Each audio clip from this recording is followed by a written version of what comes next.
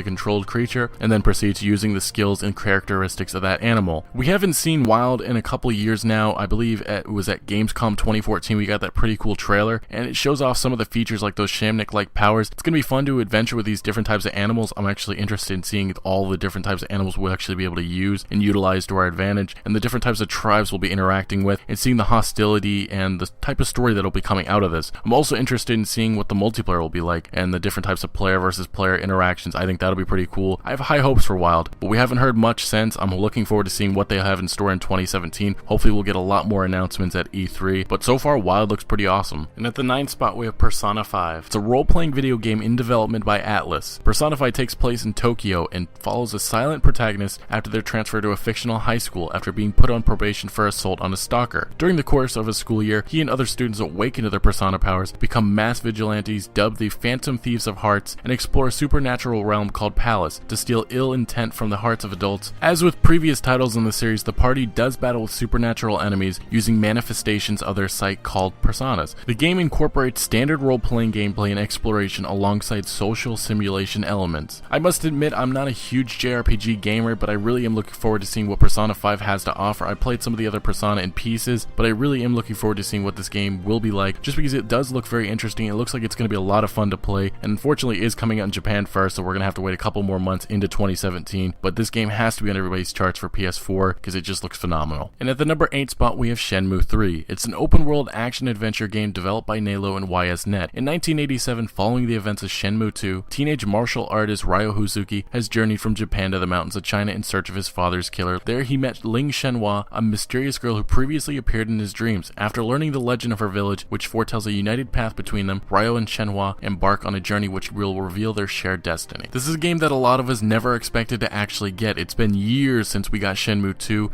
it's going to be fun to actually get back into this universe, something that's going to feel very nostalgic, and I'm very interested in actually seeing how this open world will appear, just being that it has been stated that they needed $10 million to make a true open world game, and I believe they only got $6.6 million, so hopefully it won't lack with the open world genre, but it definitely will be interesting just following this story one more time and getting hopefully a very good conclusion. And to the number 7 spot we have Horizon Zero Dawn. It's an action role-playing video game developed by Guerrilla Games. The plot revolves around Aloy, a hunter and archer who lives in a world overrun by robots. Having been enclosed her whole life, she sets out to discover the dangers that kept her sheltered for so long. Aloy makes use of ranged and melee weapons and stealth tactics to combat the mechanized creatures whose remains can also be looted for resources. The game features an open-world environment for Aloy to explore, divided into tribes that hold side quests to accomplish while the main story guides her throughout the whole world. All the gameplay trailers that have been revealed, it looks phenomenal, it looks beautiful, and I really am interested in seeing what the story will be like. I've said this before, but the story just looks so complex. It's going to be very fun playing with dinosaurs that are mechanized. It's going to also be fun journeying through this story and figuring out what exactly happened to humanity and why is there only just tribes left, and seeing the inner conflicts between these tribes and seeing the different types of side quests is also going to be a lot of fun. I just feel like this game has a lot of potential. I really am happy seeing this from the Killzone developers, something that I just never expected, but it is such an elaborate idea, and I really am going to have a blast playing with Aloy. At the number 6 spot we have Final Fantasy VII Remake. It's an action role-playing video game developed mainly by Square Enix. It's retelling the original story following mercenary Cloud Strife as he and resistance group Avalanche battle against the corrupt Shinra Mega Corporation and the rogue former Shinra soldier Sephiroth. Gameplay is planned to be a fusion of real-time action. It's also being rebuilt from the ground up using the Unreal Engine 4 and will feature an entirely new combat system. It was revealed at E3 2015 with just a phenomenal, beautiful trailer. It was decided to release the remake in multiple parts so the team did not have to cut any of the original content. They also decided to add new content and adjusted the original character designs to balance between realism and stylization. This is another remake that a lot of people did not expect to actually ever get, just because it's been years and years that a lot of people wanted to see this, but finally with these new generation consoles we're actually going to be getting it. It's going to be interesting seeing that they're actually putting this into multi-parts, so where there's going to be episodes. It's been compared to something like the Telltale Games series. I don't know how exactly you could compare that, but they've also decided to say that each episode's going to be like its own game, so that's going to be interesting seeing how that all works out. I'm looking forward to seeing this story one more time just because it was so much fun, and also seeing the new content that they're actually going to be adding. To the number 5 spot we have Death Stranding. It's a video game being developed by Kojima Productions. The trailer features American actor Norman Reedus, who will serve as the basis for the main protagonist. According to Kojima, one of the key aspects of the trailer is the idea of a connection between life and death. Single player and multiplayer will be included, but multiplayer has been said to be a new system, so a different take on the multiplayer. Kojima has stated players of open world and linear action action games, Death Stranding will compare naturally to them. It will feel familiar, but after an hour or two of playing, you will start to feel something different, something new that you haven't played. The story's about connections that you call strands. In psychology, how people are connected. This is the first game coming from Hideo Kojima after that whole Konami controversy. I mean, if you are not aware, Kojima is the mastermind of the Metal Gear Solid series. He's just a brilliant developer, and it's going to be so much fun seeing his different type of story take on this Death Stranding game. It's still a mystery to most of us, but it's pretty cool that he's teaming up with Norman Reedus, just being that those two guys were actually supposed to make a Silent Hill game years ago, but it got canceled. So either way, this game does have a very cool vision in his eyes, so I really am looking forward to seeing what it will be like and how different will it be from his Metal Gear Solid series. And as I've said before, Konami will fall while Kojima rises. To the number 4 spot, we have Days Gone. It's an open world action adventure survival horror video game in development by SIE Bend Studio. We will be playing from a third person perspective and controlling Deacon St. John, a drifter and former bounty hunter who prefers to live a dangerous life on the road over living in wilderness encampments. The game takes place 2 years after a global pandemic occurred which killed almost all of humanity, but transformed millions of others into freakers, mindless zombie-like creatures that are quickly evolving. Although we've already gotten enough games within the zombie genre, I'm really looking forward to playing with our Daryl Dixon-like character. And crafting different types of weapons and items is going to be a lot of fun to experiment with, and also exploring this little world that they've created for us, and playing in different types of ways such as stealth and action's a nice addition, and I'm looking forward to seeing what type of story they'll have for us and how different it will be from some of these other zombie games out there. And at the 3 spot, we have Detroit Become Human. It's a neo-noir thriller video game being developed by Quantic Dreams. The plot revolves around several playable characters, all of whom are androids. Among them, Kara, who escapes the factory she was made in to explore her newfound sentience, and Connor, whose job is to hunt down deviant androids like Kara. The characters may survive or perish depending on the choices that are made, which serve to shape the story as customized by the player. There are multiple playable characters in the game who can die as the story continues without them. As a result, there is no game over message following a character's death. The story will branch out depending on which choices are made. The more information one collects within a allotted time, the greater the chance of success will be in deciding a course of action. It has been stated that this game will only be between 8 to 10 hours, although the developers have also stated that there's a lot of replayability involved with this, so I guess you could play one way the first time around, and the second time, I guess you'll have a little bit more experience, you'll know exactly what's going to happen, and then you go down a whole completely different road. It's really going to be the coolest part about it. They say that the first choices will come in the first scene of the game, so I really wonder how many choices are actually going to be involved, but if there are 12 characters, I'm guessing that they'll probably only end with a couple, so that's going to lead to a lot of deaths. That's going to be pretty cool seeing all the different types of situations that we'll be introduced to. I mean, this is coming from the Heavy Rain developers, and they know how to deliver an amazing story, so I really am looking forward to seeing Detroit Become Human. To the number 2 spot, we have God of War. It's a third-person action-adventure video game in development by Santa Monica Studio. The game will be a soft reboot for the franchise. It will take the series to the world of Norse mythology. Kratos will return as the main character, and now he has a son. Kratos acts as a mentor and a protector to his son, and has to master the rage that has driven him for many years. This new installment will be single-player only. The game will feature elements similar to role-playing games, such as archery knowledge points as well as Spartan Rage timed ability during battle. This ability appears to be the new take on the rage ability of the previous installments. There will also be crafting resources for the players to find. This is one of the best delights of E3 2016. It looks absolutely phenomenal. I like that they're actually upgrading on the graphics, and I also like the story direction. It's going to be interesting seeing Kratos and his son and the direction that they go with that, and actually seeing what type of story will come with this, and also seeing the Norse gods. That's pretty cool. I like that they're actually rejuvenating this franchise by also going down that road, so we'll actually be introduced to new monsters and new gods, and this has been one of my favorite franchises for PlayStation, so it's going to be a lot of fun to dive once again with God of War, and I really am happy about this game and what it looks like it's going to be. To the number 1 spot, we have Spider-Man. It's an open-world action-adventure video game based on the Marvel comic book superhero Spider-Man. It is being developed by Insomniac Games. The game will tell an entirely new story about Spider-Man and is not tied to any film or comic book. The game will cover both the Peter Parker and Spider-Man aspects of the character. It will feature a more experienced Spider-Man. The game will take place in open-world New York City. Players will be able to use Spider-Man's well-known abilities such as web-slinging and wall crawling, as well as a new gameplay elements unseen in previous Spider-Man games. One of the abilities is actually traversing using parkour. Spider-Man 2 on PS2 is one of my favorite games of all time. I played it a lot when I was younger. It's going to be nostalgic playing this new Spider-Man. It's also going to be a lot of fun getting back into Peter Parker and playing a new take on the Spider-Man, and also getting a new story. I mean, I'm kind of tired of seeing Uncle Ben die, so hopefully they go away from that. We get something a little different, but it also is going to be a lot of fun to play with these new villains and new characters. Hopefully we get some new innovation into it, and with an experienced Peter Parker, maybe he's in his later 20s and maybe early 30s, that'd be pretty nice. I mean, we always get this high school or really young Peter Parker that